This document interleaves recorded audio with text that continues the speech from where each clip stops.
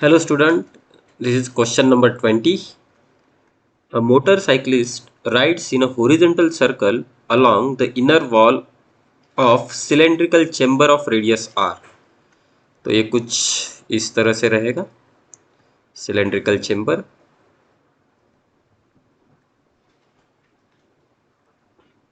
ठीक है, इसके अंदर मोटरसाइकिलिस्ट ड्राइव कर रहा है कुछ इस तरह से सपोज करना है कि मोटरसाइकिल अपनी यहाँ पे आ चुकी है.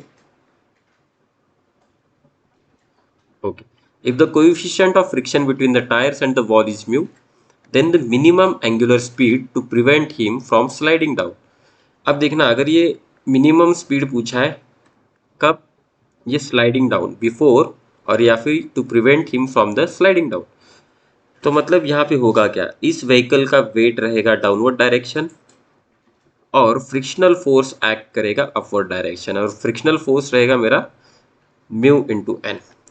अब देखना यहाँ पे कांटेक्ट है, कांटेक्ट रहेगा तो इस पर्टिकुलर पोजीशन पे मुझे नॉर्मल रिएक्शन मिलेगा and that normal reaction will be in this direction और इसी डायरेक्शन में मेरा सेंट्रीपेटल फोर्स भी रहेगा, इसी डायरेक्शन में मेरा सेंट्रीपेटल फोर्स भी रहेगा.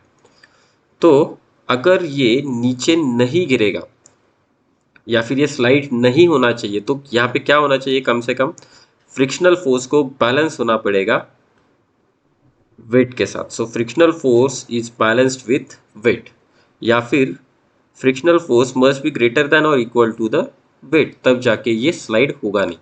तो फ्रिक्शनल फोर्स को मैं लिख सकता हूँ mu into N M G. N is nothing but the normal reaction जो कि बैलेंस हो रहा है मेरा सेंट्रीपेटल फोर्स के साथ. सेंट्रीपेटल फोर्स को मैं यहाँ पे लिख सकता हूँ m r omega square greater than और इक्वल टू एम जी. यहाँ पे देखना एम एम कैंसिल, मुझे ओमेगा की वैल्यू पूछी गई है so that will be equal to और greater than g divided by r g. अगर मैं स्क्वायर रूट ले लूँ तो आंसर मुझे मिल जाएगा g divided by mu r, g divided by mu r. So option 3 is correct.